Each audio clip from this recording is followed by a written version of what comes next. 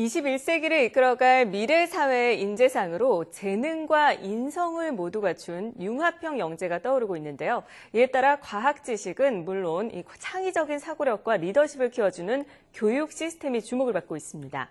네, 오늘 사이언스 앤 피플에서는 한국과학영재학교의 정윤 교장과 함께 융합형 과학 인재를 양성하기 위한 교육 시스템에 대해서 이야기 나눠보도록 하겠습니다. 안녕하십니까? 예, 안녕하십니까? 네, 이 YTN 사이언스와 지난달 한국과학영재학교가 특별한 인연을 맺었는데요. 먼저 이 한국과학영재학교가 어떤 곳인지 자세히 소개를 해주시죠. 예, 얼마 전에 그 YTN 사이언스하고 MOU를 체결했는데 네. 그거는 상당히 의의가 있다고 생각합니다. 왜냐하면 이 과학 영재 교육에 대해서 국민들이 많이 이해를 하고 참여를 할 수 있고, 그 다음에 저희가 그 개발한 교재라든지 우리 교수법이라든지 수업 모형에 대한 그런 자료들을 많이 확산 보급할 수 있어가지고 굉장히 의의 있는 일이라고 네. 생각을 합니다. 네. 그리고 저희 학교는 이제 설립된 지 10년 됐습니다. 그래서 우리나라 최초의 과학 영재 학교고, 우리만의 고유의 그 교육 과정을 가지고 있고, 네. 선생님들이 대부분 다 박사로서 전임 교원들입니다. 그래서 전국에서 약 한 1년에 한 130, 40명의 그 뛰어난 영재들 뽑아가지고 우리가 그 연구라든지 국제화라든지 또 우리가 카이스트 부설학교이기 때문에 카이스트가 가져 있는 좋은 시설과 그 교수님들의 그 강의를 통해 가지고 세계 1등의 이공계 글로벌 인재를 육성하는 학교입니다. 네. 그리고 저희 학교 학생들은 전원이 기숙사 생활을 하고 있기 때문에 그걸 통해서 인성과 리더십도 많이 함양을 하고 있다고 생각을 합니다. 네, 우리나라 최초의 과학 영재 학교로서 무엇보다 글로벌 융합형 인재를 강조를 하고 있는데, 이를 위해서 어떤 교육 시스템이 운영이 되고 있는 겁니까? 좀 구체적으로 얘기해 주시죠. 예.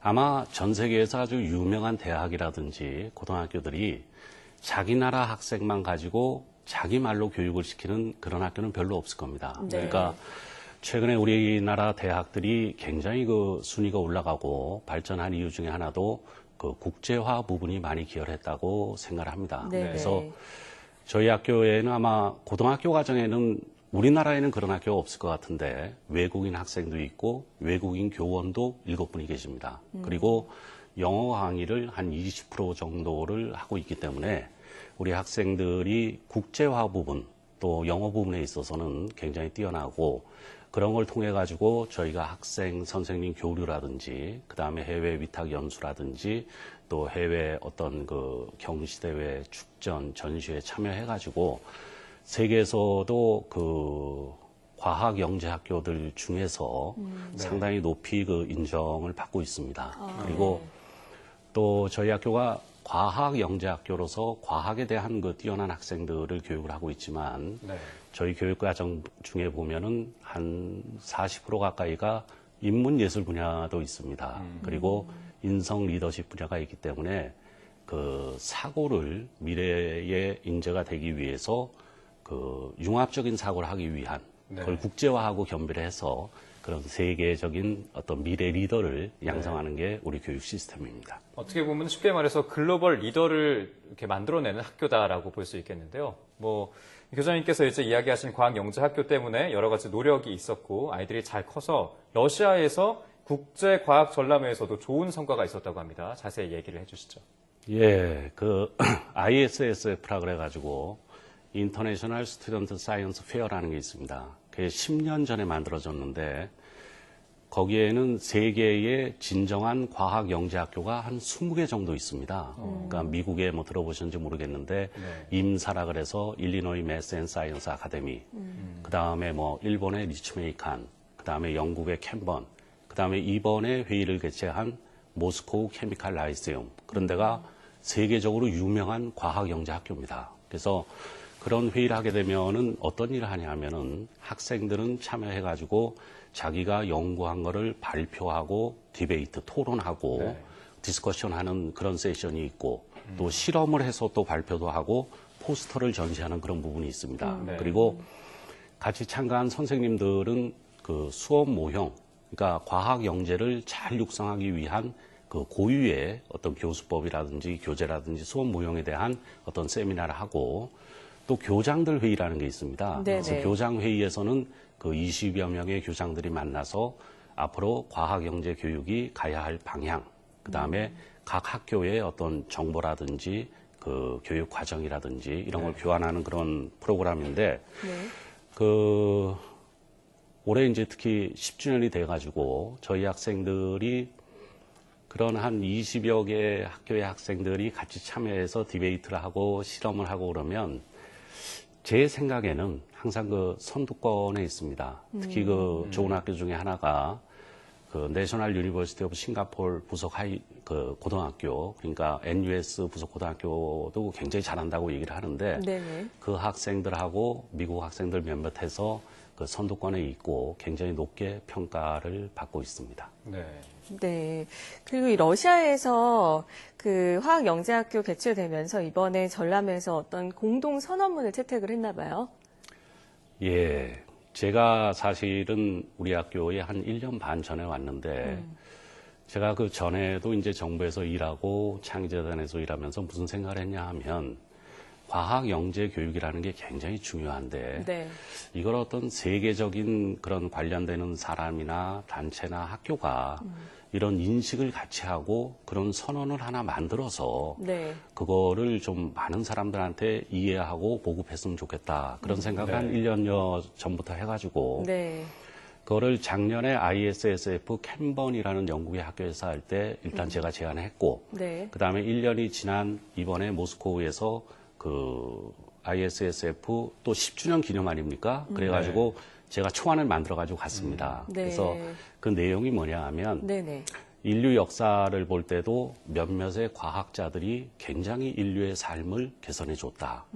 지금의 과학 영재들은 앞으로 풍요롭고 건강하고 안전한 인류의 삶에 큰 역할과 기여를 할 것이다. 네. 그리고 인류가 지금 그 현안 문제 중에 하나인 그 기후변화나 에너지나 식량이나 질병이나 물 같은 그런 현안 문제들도 여러 가지 해결 방안이 있겠지만 과학 영재들이 앞으로 많은 부분을 해결할 것이다. 네네. 그래서 이런 과학 영재 교육이 굉장히 중요하고 각국 정부는 이 과학 영재 교육에 관심을 가지고 지원에 좀 우선을 둬야 된다. 그런 네. 내용하고 마지막으로 이제 거기 참여한 영재 학교들 간의 그 상호 정보 교류와 협력을 확대한다. 그런 내용입니다. 그래서 이 이제 선언문이 채택이 된 겁니까? 예, 그래서 네. 그거는 뭐 크게 그 이의는 없었고 네. 그 23개 학교 교장들이 그 박수로서 만장일치로서 그 채택이 됐습니다. 물론 네. 그 문구 수정은 조금 있었지만 그 정신에 대해서는 상당히 다들 그 공감을 하고 그 만족을 한 그런 내용이었고 저는 그게 이제 네. 미국이나 영국이나 뭐 태국이나 일본이나 이런 나라에 다 가게 되면 호주나 이런 나라에 가게 되면 그런 내용들을 가지고 뭐 이렇게 방송에 나가서 또 이런 얘기들도 하고 이런 과학 영재 교육에 대해서 세계적인 컨센서스를 가졌다. 이런 합의를 해왔다. 이런 것들이 앞으로 인류를 위한 그 큰 가치 창출의 핵심 멤버인 과학 영재 교육을 육성하는데 모든 나라들이 도움이 될 거고 그런 과정에 있어서 제가 아까 모두에 말씀드린 이런 언론 개통하고 해서 이 과학 영재 교육에 대한 중요성에 대한 인식을 많은 국민들이 하는 것도 중요하고 그래서 의의가 있었다고 생각합니다. 네, 그럼 이 선언문 채택이 큰 의미가 있었다고 봐야 되겠네요. 예, 그렇죠. 과학 영재 교육에 대해서 그동안 10년 동안 어떤 얘기들을 하고 협의는 했지만 이렇게 문서로서 이 과학 영재에 대한 영향과 역할이라든지 미래 사회에 있어서의 어떤 주도적 역할, 그다음에 각국 정부의 관심과 지원, 그다음에 학교 간의 어떤 그 소통과 협력 네트워크에 대해서는 우리가 문서로서 이걸 만들고 처음 23개 학교들이 교장들이 모두 합의를 한 거니까 네. 그런 부분에 있어서는 굉장히 의의가 있었다고 다들 평가를 네. 받고 있습니다. 네. 그게 된 거는 네. 제가 보기에는 뭐 제가 개인적으로 그런 생각을 해서 제안을 해서 된 부분도 있겠지만 우리 학교 학생들이 국제적으로 나가서 높게 평가받기 때문에 네. 또 우리 한국에서 제안한 그런 부분에 대해서 많이 긍정적으로 생각한 부분도 있다고 생각합니다. 네, 이런 ISSF 같은 그런 대회가 어떻게 보면 우리나라의 어떤 먹거리뿐만 아니라 앞으로 10년, 20년, 30년 이후에 어떤 우리 전체적인 그런 먹거리들을 개발하는데 영재들이 잘 키워지는 거잖아요. 그렇게 되면 상당히 좋은 의미 있는 대회 같은데 이런 대회를 우리나라 한국과학영재학교에서 개최하실 계획은 없으십니까? 이게 이제 처음에 그 탄생한 게 10년 전에 태국의 마히돌이라는 그 과학영재학교가 있습니다. 그 학교가 주관을 해가지고 그 당시 한 15, 16개 학교가 해가지고 ISSF 1회를 했고 네. 2회를 저희 학교가 했습니다. 네. 그리고 이제 이번에 10회를 그 모스코우 케미칼 라이세움이라고 그 러시아의 화학 분야에 굉장히 뛰어난 영재학교가 했죠. 그리고 내년도 대회는 이미 2015년은 그 호주의 존 모나시 스쿨이 하게 돼 있습니다. 그리고 그 다음에 2016년도 요번에 정했습니다. 네. 그거는 그 아까 말씀드린 내셔널 유니버시티 오브 싱가포르 대학 부속 고등학교가 하게 돼 있고 그래서 제 생각은 2017년 후보지를 내년 호주에서 결정하게 돼 있습니다. 네. 근데 지금도 그 인도의 그 영재학교, 그다음에 중국의 학교들이 이미 관심을 좀 표명했고, 저도 그 미래부하고도 좀 얘기를 하고 또 학교의 의견을 모아서 2017년쯤 우리가 한번 개최를 하게 되면은 우리가 그때쯤 되면은 그 상당한 우리 역량이 지금보다도 국제적으로도 많이 알려져 있을 겁니다. 그러니까 네. 우리 학교가 카이스트 부설학교지만 지난번에 대학 평가를 할 때 아시아에서 1위 학교가 NUS입니다. 그러니까 내셔널 유니버시티 싱가포르이고 2위가 카이스트였거든요. 네네. 그래서 저희가 그 NUS 하이스쿨하고는 정말 고등학교에서는 없는 일인데 한 학기씩 학생을 교환하는 프로그램까지 합의를 해가지고 이제 내년 봄학기부터 시작이 됩니다. 그래서 그런 부분에 있어서는 그 말씀하신 것처럼 저희가 2017년 정도에는 그 우리가 개최를 한번 해보면 좋겠고 그 전까지 우리 YTN 사이언스 같은 데서 국민들의 어떤 이해라든지 우리의 그런 영재교육의 기반이라든지 그런 것도 많이 서로 협의를 해서 해주시면 좋은 또 그 계기와 우리한테 또 힘이 될 걸로 생각합니다. 네, 말씀을 이렇게 쭉 들으면서 나도 미래의 과학자가 되고 싶다. 그리고 글로벌 융합형 인재가 되고 싶다. 그러기 위해서는 한국과학영재고등학교에 들어가 보고 싶다. 이런 마음 품는 학생들이 있을 텐데요. 준비한 학생들을 위해서 어떤 말씀을 전해주실 수 있을까요? 예, 저희 한국과학영재학교가 매년 한 130명 정도를 선발하는데 정말 많은 학생들이 희망을 하죠. 처음에는 한 2,500명 정도가 지원해가지고 시작을 해서 그렇게 되는데 네네. 저 개인적으로는 영재는 그 영어로 하면 gifted and talented인데 타고나는 겁니다. 만드는 게 아니고 사람은 타고난 역량이 다르기 때문에 타고나는 겁니다. 그래서 인위적으로 되는 것 같지는 않고 특히 그 어린 나이에 수과학에 대해서는 정말 그 뛰어난 애들이 있습니다. 그러니까 가끔 그 학부모님들 중에 우리 애는 참 영재 같다. 왜 그러세요? 그러면 계산력이 뛰어나고 기억력이 뛰어나고 암기력이 굉장히 뛰어나다. 근데 그거는 관계 없습니다.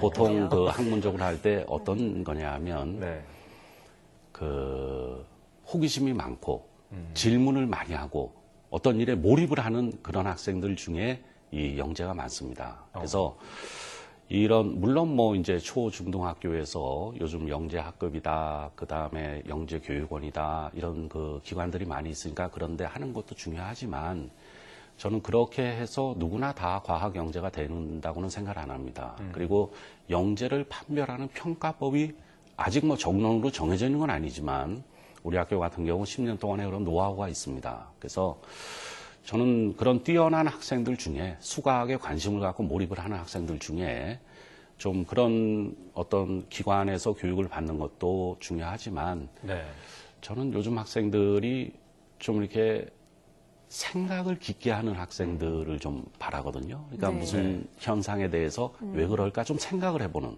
근데 너무 컴퓨터에 많이 빠져 있어가지고 그런 생각을 하지 않고 정보가 필요하면 그냥 검색을 하고 그거 생각하고 외울 필요 없이 다음에 필요하면 또 검색하면 되고 네. 그런 데서 벗어난 인재. 그러니까 어떻게 보면은 컴퓨터를 가지고 그 짧은 시간에 어느 장소에서 실시간으로 많은 정보를 얻는 것도 굉장히 중요하지만 네.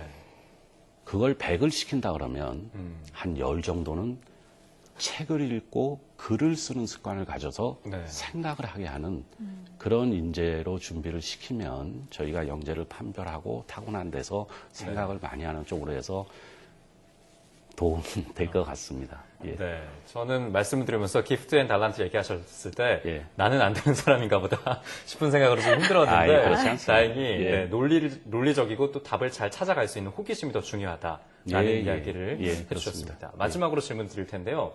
2017년에 이제 ISSF를 개최하고 싶다라고 말씀하셨는데 앞으로의 계획과 또 비전에 대해서도 말씀을 해주시죠. 저희는 하여간 지난 10년 동안 우리만이 가져 있는 과학 영재 교육에 대한 경험과 지혜가 있습니다. 네. 그걸 바탕으로 해서 앞으로 10년 내에 우리가 세계 1등의 과학 영재 학교가 되는 게 저희 목표입니다. 그런데 세계 1등의 학교가 되는 거는 뭐 선생님이 우수하다, 시설이 좋다, 교장이 뭐 어떻다 그래가지고 되는 건 절대 아니고 그 평가는 누가 받냐면 저희 학생들이 받는 겁니다. 진짜 과학 영재 학교 학생들이 대학교 가서 지금도 우리 학생들이 뭐 카이스트나 서울대학 이런 데서 최고로 잘하고 학점을 잘 받고 있지만 네. 그 학생들이 사회에 나와서 진짜 뭐 노벨상을 많이 탄다. 그 다음에 큰 발명을 해서 그 인류의 가치 창출에 기여를 한다.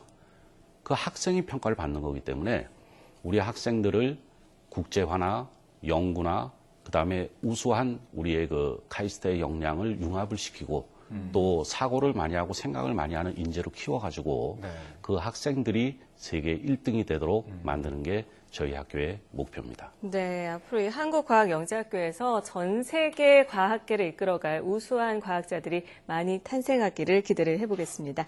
자, 지금까지 한국과학영재학교 정윤 교장과 함께 이야기 나눠봤습니다. 오늘 말씀 고맙습니다. 네, 고맙습니다.